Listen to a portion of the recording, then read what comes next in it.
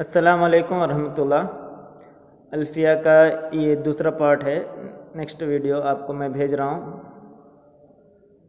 तो पिछले पीरियड में हम अल्फ़ियत इब्न मालिक के बारे में चर्चा किए थे। अभी मैं अल्फ़िया के बारे में कुछ बातें बताना चाहता हूँ और उसके साथ साथ हम जो शरह अभी पढ़ने वाले हैं शरह इब्न अक़ील, उनके बारे में बताकर आज की ये क्लास को यहीं ख़त्म करता हूँ। और इंशाअल्लाह नेक्स्ट क्लासों से किताब भी आप लोग को इंशाअल्लाह मिल जाएगी, उसके बाद हम किताब शुरू करेंगे। तो सबसे पहले मैं अल्फ़िया के बारे में ये बताना चाहता हूँ कि अल्फ़िया एक बहुत बड़ी किताब का एक ख़ुलासा है, यानी इब्न मालिक यानी मोहम्मद बिन अब्दुल मालिक की एक बहुत बड़ी किताब है जिसको अल-काफ़ियतुश शाफ़िया नाम दिया गया है। वो भी शायरियों के ज़रिए ही लिखी गई किताब थी, वो भी नहव और सर्फ़ के बारे में ही थी। तो उसका एक ख़ुलासा शॉर्ट करके इमाम इब्न मालिक ने अल्फ़ियत इब्न मालिक बोलकर एक किताब लिखे हैं, अल्फ़ियत इब्न मालिक, इसीलिए इसको अल-ख़ुलासा भी कहा जाता है। फिर दूसरी बात है, हम अल्फ़िया के बहुत सारे ख़ुसूसियात सुनने में आते हैं, हमें अल्फ़िया के बहुत सारे ख़ुसूसियात सुनने में आते हैं। इससे पहले भी बहुत सारे लोग अल्फ़िया लिखे हैं, ऐसे नहीं कि अल्फ़िया एक ही है। अल्फ़िया बोल के बहुत किताबें हैं। इससे पहले इमाम इब्न मालिक से पहले दूसरे एक इमाम अल्लामा इब्न मोती, उनकी एक किताब है जिसको अद्दुर्रतुल अल्फ़िया, जो अल्फ़ियत इब्न मोती की अल्फ़िया बोलकर मशहूर है।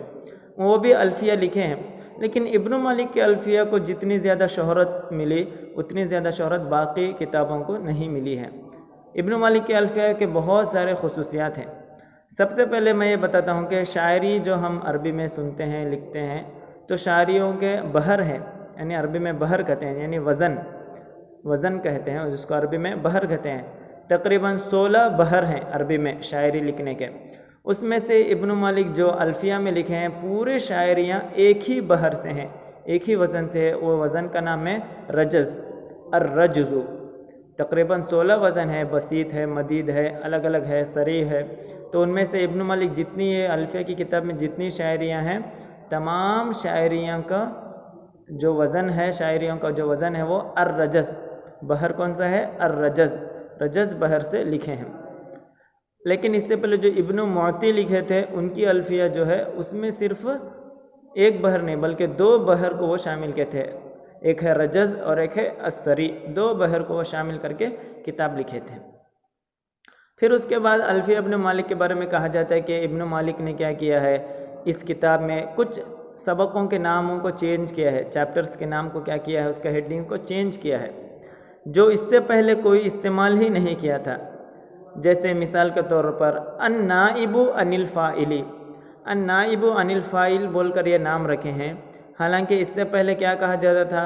अल मफ़ऊलुल्लज़ी लम युसम्मा फ़ाइलुहु, ऐसे कहा जाता था। और दूसरा है अल बदलुल मुतलक, बदल की 3 किस्में आप लोग पढ़े हैं, बदल बाज, बदल इस्तेमाल, बदल मुताबिक, ऐसे। तो यहाँ एक नाम दिए हैं अल बदलुल मुतलक, ये बदलु कुल्लिन मिन कुल उसका नाम, यानी इससे पहले बदलु कुल्लिन मिन कुल बोलकर इस्तेमाल होता था, ये क्या किए? अल बदलुल मुतलक। इस तरह वो कुछ सबकों के नाम को क्या किए हैं? चेंज किए हैं। फिर अल्फ़िया जो किताब है इसके बहुत सारे शुरुआत हैं, तकरीबन कहा जाता है कि 40 से ज़्यादा इसके शुरुआत हैं, बहुत ज़्यादा शुरुआत हैं, जिसमें से खुद उनके बेटे ने, इब्न मालिक के बेटे ने क्या किया है? लिखा है, अब्दुल्ला, वो खुद इसकी शरह लिखे हैं। इसी तरह और भी बहुत सारे हैं, शरहुल अशमूनी, औदहुल मसालिक, फिर दलीलुस सालिक, इसी तरह शरह इब्न उसैमीन, ऐसे बहुत सारे तकरीबन 40 शुरुआत इसके मौजूद है। उनमें से जो हम शरह पढ़ते हैं वो है शरह इब्न अक़ील की शरह।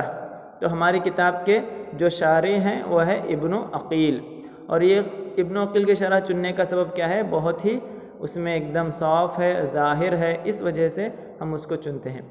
फिर अल्फ़िया किताब के मनहज के बारे में चंद बातें बताता हूँ।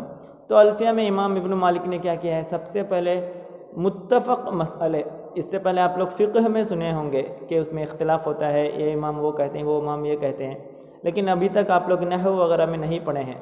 नहवुल वादी, अन्नहुल वादी की जो किताबें हैं उसमें सिर्फ़ और सिर्फ आप लोग क्या सुने हैं कि जो मुत्तफ़क़ मसले हैं, कायदा आता है, बस वो सुन के आप लोग गए हैं। लेकिन ये अल्फ़िया में जो है वो क्या है? متفق مسئلوں کے علاوہ بھی امام ابن مالک نے اختلافی مسئلوں کو بھی بیان کیا ہے. اوکے، تو سب سے پہلے امام ابن مالک کیا کرتے ہیں؟ متفق مسئلوں کو بیان کرتے ہیں، پھر اس کے بعد جو اختلاف ہے، تو یہاں اختلاف کرنے والے بہت ہیں، الگ الگ جگہ والے الگ الگ طرح سے بولتے ہیں، ایسے ہو سکتا ہے، نہیں ایسے آ سکتا ہے، فاعل پہلے آ سکتا ہے، مفعول فاعل سے پہلے آ سکتا ہے، ایسے سب بہت اختلافات آپ لوگ آگے پڑھیں گے، جس میں بہت دو نام بہت مشہور ہو کر آئیں گے، ایک ہے بصرہ اور ایک ہے کوفہ. بصرہ اور کوفہ، ان دونوں کے درمیان بہت زیادہ کیا تھا؟ اعراب کے چرچے، اعراب کے معاملات میں، نحو و صرف کے تراکیب میں بہت زیادہ اختلاف تھے.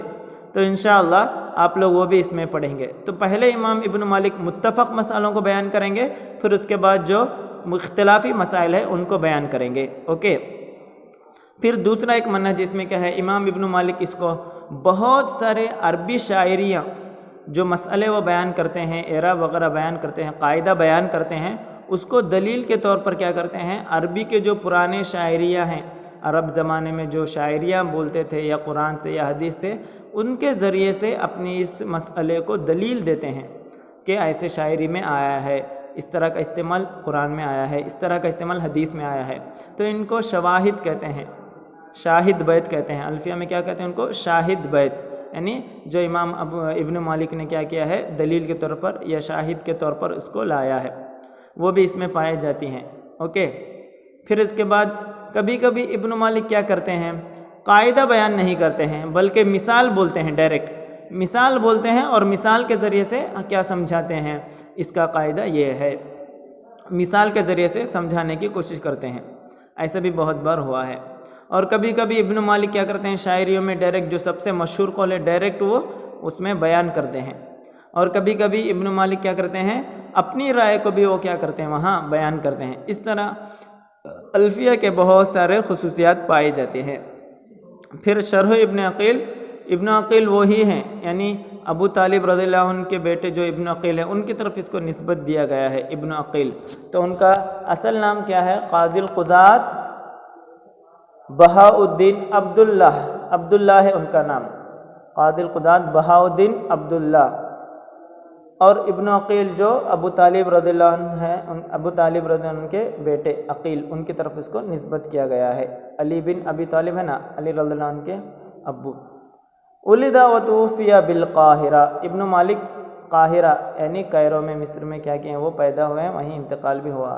ان کے بارے میں کہا جاتا تھا ما تحت ادیم السماء انہا من ابن عقیل، آسمان کے نیچے، اس آسمان کے نیچے ابن عقیل سے بڑھ کر کوئی نحوی نہیں ہے، اتنا زیادہ نحو جاننے والا نہیں ہے.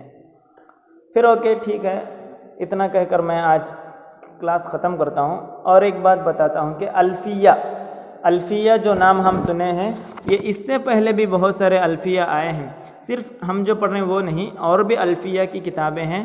ان میں سے 4 کتابیں میں آپ لوگوں کو بتاتا ہوں. تو سب سے پہلے جو کتاب آئی ہے وہ الفیۃ ابن موتی کی الفیہ میں بتایا تھا. اس کے بعد ہمارے جو الفیہ ہے الفیۃ ابن مالک آئی ہے. اس کے بعد آئی ہے الفیۃ السیوطی، امام سیوطی، آپ لوگ سنے ہیں نا، بہت مشہور امام مفسر ہیں، بہت بڑے عالم ہیں، علامہ سیوطی، جلال الدین سیوطی، جن کی کتاب ہے جلالین. تو وہ بھی کیا کیے ہیں؟ ایک الفیہ لکھے ہیں، اس کا نام ہے الفیۃ السیوطی، الفیہ سیوطی کہتے ہیں. پھر ان کے بعد اور ایک امام نے الفیہ لکھی ہے، وہ ہے الفیۃ علی نور الدین الاجہوری المالکی، نور الدین الاجہوری کی ایک کتاب ہے. تو اس طرح کے 4 الفیہ اور بھی موجود ہیں، لیکن ان میں سے سب سے زیادہ شہرت جس کو ملی ہے وہ ہے ابن مالک کی الفیہ، الفیۃ ابن مالک. تو اتنی باتیں آپ لوگ دھیان میں رکھیں، اور یہ بھی رکھیں کہ الفیہ کا جو بحر ہے وہ کون سا ہے؟ الرجز ہے. اور الفیہ کی خصوصیات، اس کا منہج آپ لوگ دھیان میں رکھیں. انشاءاللہ نیکسٹ کلاس سے ہم سیدھا شاعری وغیرہ شروع کریں گے، الفیہ کا سلیبس میں داخل ہو جائیں گے. تب تک آپ لوگ اس کو سب دھیان میں رکھیے، چاہے تو شارٹ نوٹ بنا کر اپنی کاپی میں لکھیے. اتنا کہہ کر میں آج کی کلاس ختم کرتا ہوں. صلی اللہ علیہ محمد صلی اللہ علیہ وسلم. السلام علیکم ورحمۃ اللہ.